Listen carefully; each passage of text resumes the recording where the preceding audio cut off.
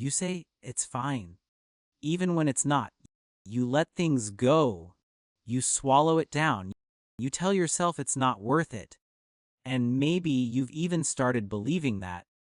But here's what's actually happening. This isn't patience. This isn't maturity. This isn't you being the bigger person. There is something specific running in your nervous system. Something that was built a long time ago. And by the end of this, you'll understand exactly why conflict doesn't feel like a disagreement to you. It feels like a threat. And once you see why, you'll finally understand yourself in a way nobody has ever explained. But first, we need to talk about the moment you know best. There's something someone needs to hear from you. Maybe it's been building for weeks, maybe longer, and you're right there. The moment is open. You can feel it in your chest, this pressure rising. Your heart rate picks up slightly. Your jaw tightens. And you think, okay, this is it, say it. But then you look at their face, and something just shuts off. It's fine. You hear yourself say, don't worry about it, and they move on, relieved. But you're still sitting there holding the exact same weight you walked in with, just alone with it now. And if you've ever tried to explain this to someone, you know what they say. You just let people walk all over you? Why can't you just speak up? You're so passive. But that's not what's happening at all. Because what's actually going on in that moment has nothing to do with weakness.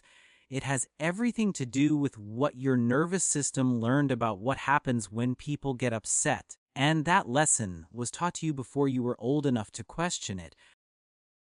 Most people think conflict avoidance is a personality trait, like it's just who some people are. Quiet. Gentle, non-confrontational. But that's the wrong model entirely. Conflict avoidance isn't a personality, it's a survival response. And here's how it actually works. Your nervous system has one job above everything else. Keep you safe, not happy, not honest, not even right. Safe. And at some point, early, probably, your nervous system made an observation. When there is tension, when voices rise, when someone is upset, things go wrong. Maybe someone exploded. Maybe the atmosphere in the room shifted in a way that made you feel small. Maybe keeping quiet was the only thing that made it stop. So your brain did what brains do. It built a shortcut. Conflict equals danger, silence equals safety. Psychologists call this a Fawn response. It sits alongside fight and flight, but nobody talks about it. Because it doesn't look like a trauma response from the outside. It looks like a nice person, but your body knows the difference. That tightness in your chest before a hard conversation, that's not nerves. That's your nervous system running a very old program, one that was installed to protect you. And here's what that means. If your brain is treating disagreement like danger, it's because disagreement once was dangerous. And that changes everything about how you see yourself. Let me show you what I mean. Picture a house you grew up in. Maybe it was loud. Maybe it was the specific kind of quiet that felt louder than noise. You learned, probably without anyone ever saying it out loud, that emotions were unpredictable things. That someone's bad mood could fill an entire room. That the safest thing you could do was become easy to be around. So you got good at reading people. You could tell before anyone said a word. When the atmosphere shifted, you got small when you needed to. You smoothed things over. You became the person who made it okay, and it worked. The tension would lift, things would go back to normal, and your nervous system logged that. Silence works. Agreement works. Disappearing works. That's not weakness. That's a child doing the only thing available to them to feel safe in an unpredictable environment. But here's where it gets complicated. That same strategy that protected you then is running your relationships now, and it's costing you things you haven't fully named yet.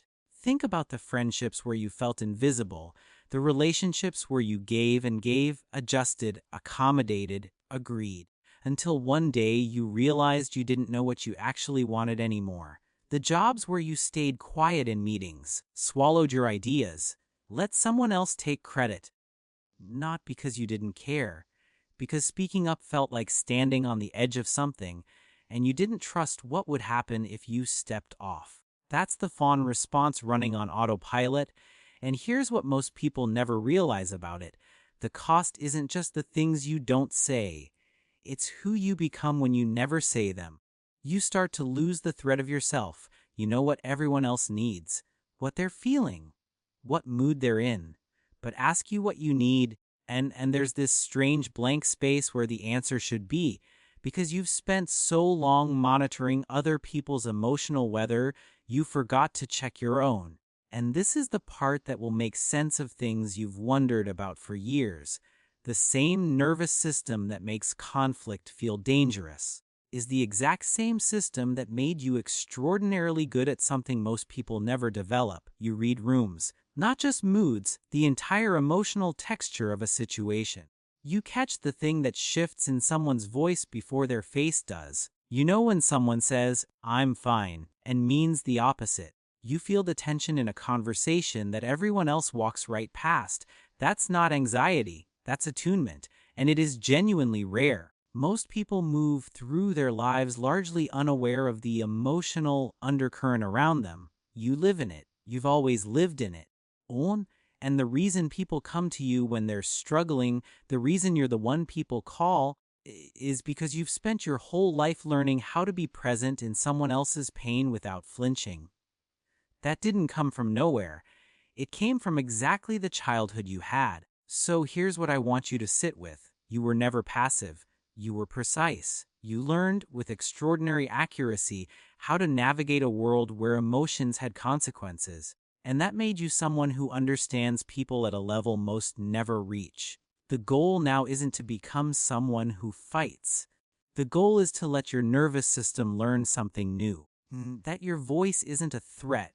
That disagreement doesn't have to mean destruction. That the people worth keeping in your life can handle the real you, not just the version of you that keeps everything smooth. You've been easy to be around for a long time. Maybe it's time to start being honest instead. Not louder, just real. If you've spent your life being the person who keeps the peace, and you've never understood why speaking up feels so impossible, this channel is for you. This is where things finally start making sense, not in a therapy way, not in a textbook way, in a someone finally just said the thing way. You're not too sensitive. You're not weak. You're not broken. You're someone whose nervous system learned a very specific lesson a long time ago, and you're allowed to learn something new. The Psychology Simplified. See you in the next one.